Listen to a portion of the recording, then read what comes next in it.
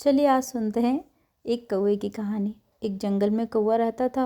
वह हमेशा दुखी रहता क्योंकि उसे लगता मोर कितना सुंदर है, मैं कितना काला और बदसूरत हूँ।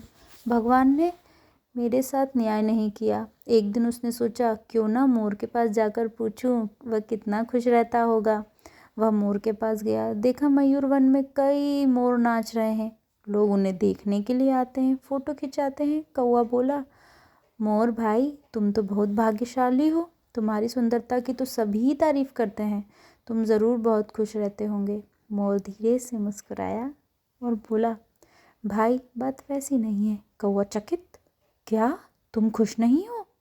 मोर ने कहा, खुश तो हूँ, लेकिन जितनी अच्छाइयाँ तुम में हैं उतनी मुझ में नहीं।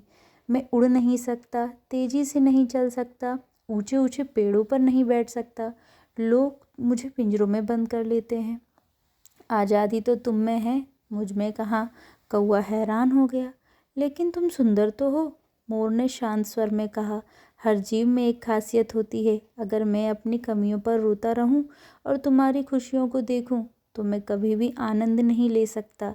इसलिए जीवन में हर जीव को ईश्वर ने जो भी खासियत दी है उन्हीं को अपनी शक्ति मानते हुए आनंद के साथ जीना चाहिए।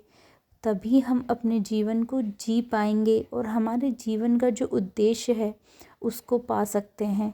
यदि अगर हम एक दूसरे से तुलना करेंगे तो हम अपने जीवन का असली आनंद खो देंगे।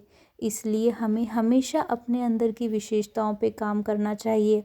हमें जो ईश्वर ने दिया है उसको और अच्छा करने के लिए हमें कोशिश करनी चाहिए। तो आज आपको क्या सीख मिली इस कहानी से? कि कामयाब वही होता है जो अपनी खूबियों को पहचानता है।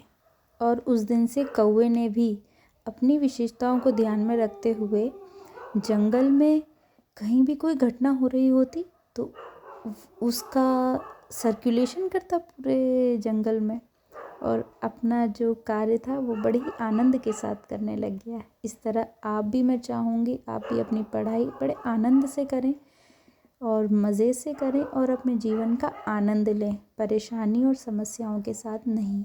क्योंकि तभी आप अपने जीवन का जो उद्देश्य है उसको प्राप्त कर सकेंगे। मेरी यही आशा है मेरे सारे बच्चे हमेशा तरक्की करें।